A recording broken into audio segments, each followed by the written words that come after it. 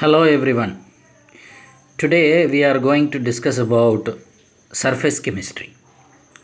Surface chemistry is the branch of chemistry that deals with the nature of surface and the phenomenon that occurs on the surface or the interface of the solid and liquid. So the examples for this surface chemistry related phenomena are, it could be the dissolution. Dissolution means a solute getting dissolved in a liquid of solvent, and crystallization. Crystallization is the opposite of dissolution. When certain substances they got dissolved, what will happen depending on the temperature? So the substance which has got dissolved will have a tendency to get undissolved. That is what we call crystallized. When the opposite of the dissolution happens, it comes with regular shape. That's why it is called crystallization.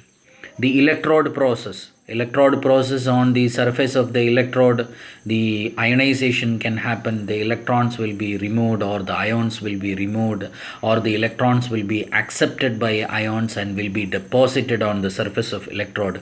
All could be electrode process. The one of the example for electrode process is corrosion.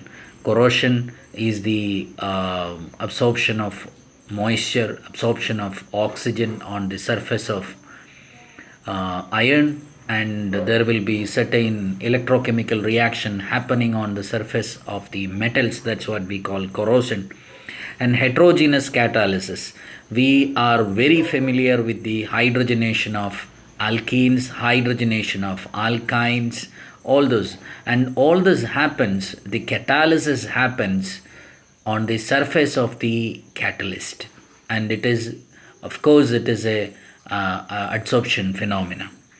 And emulsification, these are the example for surface phenomenon or surface related phenomena.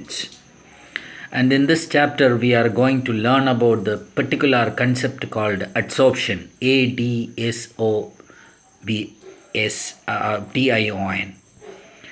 So the phenomenon of attracting and retaining the molecules of a surface on the surface of a solid or liquid, resulting in a higher concentration of the molecule on the surface, is known as adsorption.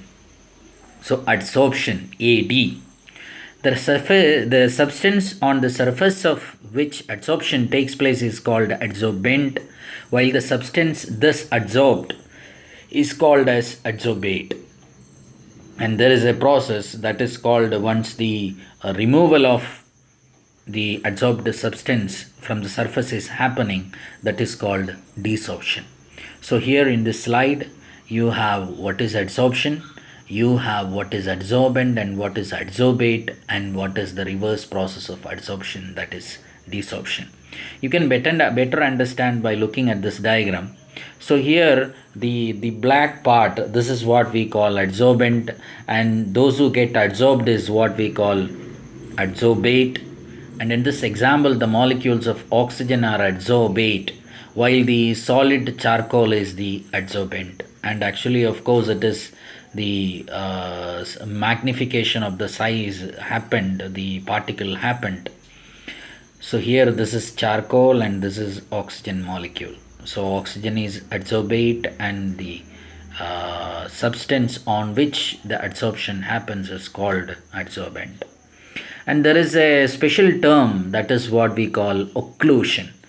Occlusion means when a gaseous substance is getting adsorbed, then we call it as adsorbed on a metal is what we call occlusion. Of course, it is adsorption and it has got a special name, that is occlusion. And another example for occlusion is hydrogen is getting adsorbed on the surface of nickel or platinum or palladium during the hydrogenation catalysis process. And one thing you have to remember, it is this is a common knowledge, that is, the greater the surface area of the adsorbent, greater is the extent of adsorption. So surface area of the adsorbent, adsorbent, that determines the rate of the adsorption. So what do they do in order to increase the surface area? Finely divided metals. They divide the metals into finely divided form, and if it is a solid substance, either they may finely divide, or it could have some porous structures. So if some catalyst is finely divided, or it is having some porous structures, you can understand that that is a good absorbent. Best examples are charcoal, silica gel, alumina gel, all this. And what is the difference between adsorption and absorption? If you take a biscuit and dip it into tea, is it adsorption or is it absorption? What is your opinion? So here, if you take the sorption, when the adsorption and absorption happens together, the process is called sorption. So surface of the adsorbent, adsorbate, and bulk of the adsorbent. So the adsorption and absorption are two different phenomena.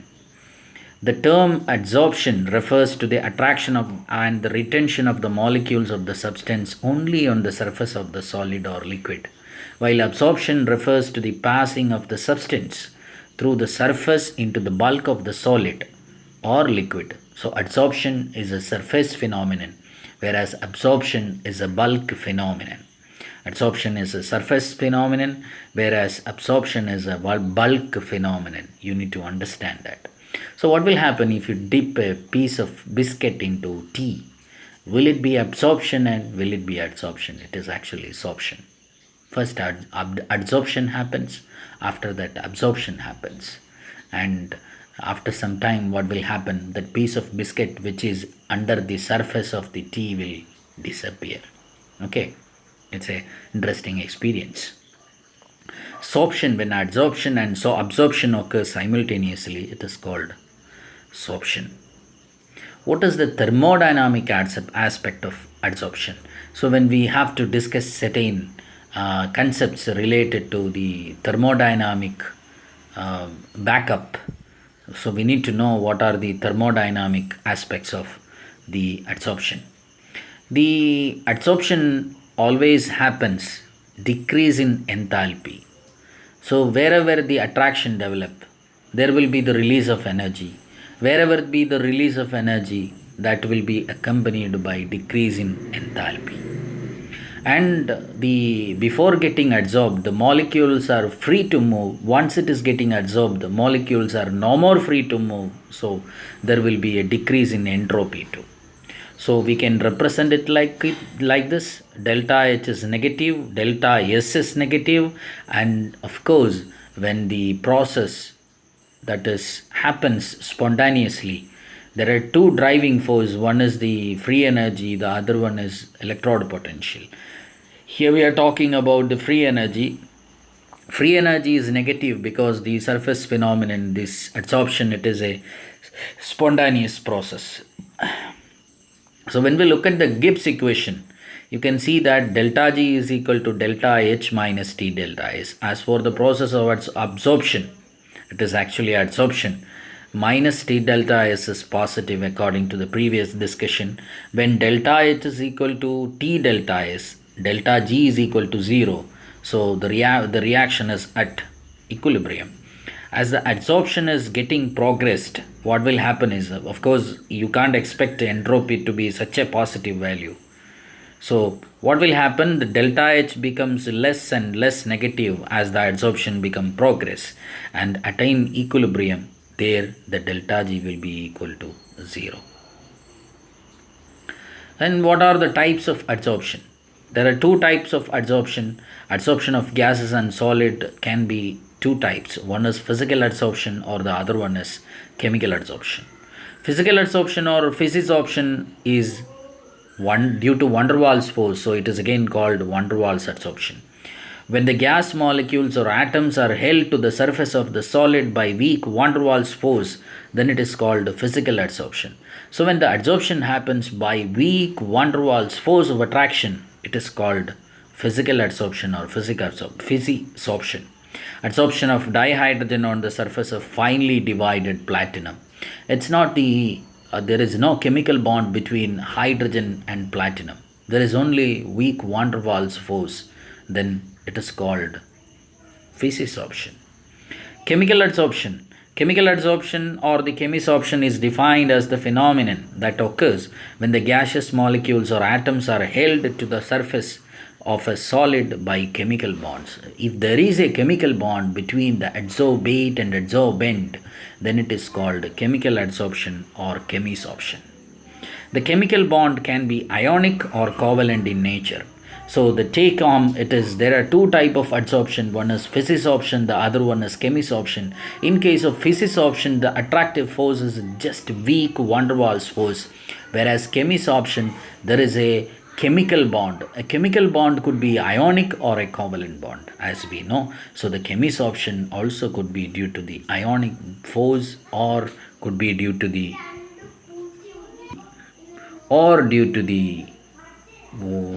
covalent bond. What are the characteristics of adsorption? What are the characteristics of adsorption? So you need to remember this point when you talk about the characteristics of adsorption. If you wanted to differentiate the physisorption and the chemisorption, this point should be there in your mind. One is the specificity of the adsorbent, and you can't expect all the adsorbent to be adsorbed on a particular adsorbate. Then there is no fun in that. Of course, there is a specificity, nature of adsorbate. So the nature of adsorbate may, if they have more tendency to form strong van der Waals force, of course they will have great tendency to get adsorbed. The reversibility of the process. So certain adsorption processes are reversible. If you increase the temperature, they may get desorbed. If you decrease the temperature, they may get adsorbed. This is what we call reversible process. But certain adsorption process you can't expect to be desorbed. Then it is irreversible. Enthalpy of the process. So certain, if you take physisorption, we were talking about the weak van der Waals force. So you can expect very less enthalpy. Whereas if there is the formation of an ionic bond, chemisorption, the enthalpy change will be great. Activation energy. So whenever there is a chemical process, activation energy is important. Layers of adsorption means like if you take physisorption, there could be many layers. Whereas if you take chemisorption, of course, it is a clearly prescribed chemical bond. Then you can't expect many layers. There will be only unilayer. Surface area of the adsorbent, as we discussed before, as the surface area of the adsorbent increases, the extent of adsorption also increases. Let us discuss elaborately. The physical adsorption or physisorption is not specific in nature. Chemical adsorption is highly specific. The physical adsorption is not specific because weak van der Waals force could be found anywhere in between many of the substance. Whereas the chemisorption, that chemical bond cannot be formed in between many substances. There is a specific substance that could chemically bond with another substance. So if you take H2O, that is, if you take a chemical bond, it is formed only when there is the chemical property is satisfied, I mean the valency, then only chemical bond can be formed. Whereas van der Waals force, there is no requirement of valency. That's what I meant. Both physical and chemical adsorption depends on the nature of the adsorbent. Certain adsorbents will adsorb more, certain adsorbents will adsorb less because they have more tendency to go for strong van der Waals force. And physical adsorption is reversible, but chemical adsorption is not. So it's not easy to take out the egg from omelette because it is irreversible. It is a chemical process. Whereas if you make water, if you convert water into ice, it is easy to convert into water because it is a physical process, whereas the previous one is chemical process. The same way, physisorption is reversible, whereas chemisorption is irreversible. Let us look at the enthalpy change associated with the physical and chemical adsorption. In physical adsorption, since the van der Waals force of attractions are weak, the heat evolved or the enthalpy of adsorption is very little.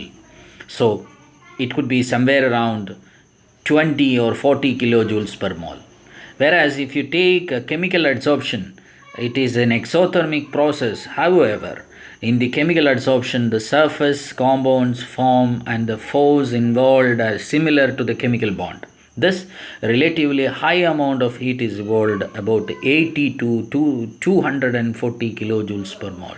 See the difference. It could be many times greater than the physisorption enthalpy. And enthalpy of the take home, it is enthalpy of the physical adsorption is very low, whereas the enthalpy of the chemical adsorption is very high. Let's look into the activation energy required for adsorption. Very little activation energy is required for physisorption because they are ready to go for weak van der Waals force. But high activation energy is required for chemisorption because it is a chemical reaction. A chemical reaction is always accompanied by activation energy. A gas may be physically adsorbed at low temperature but chemisorbed at high temperature. So, a gas could be easily adsorbed on the surface of charcoal like oxygen because it is connected by weak van der Waals force. So, no need of activation energy. So, it can even happen at the low temperature. Whereas, the chemisorption happens at high temperature because high amount of activation energy is required. In physical adsorption, multimolecular layers are formed under high pressure because in case of physisorption there is only weak van der Waals force. So if there is a possibility of a molecule which is already absorbed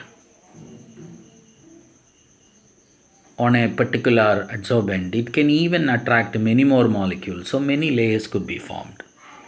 In a chemical adsorption, a chemical bond is formed with the molecules that come in direct contact with the surface of the adsorbent.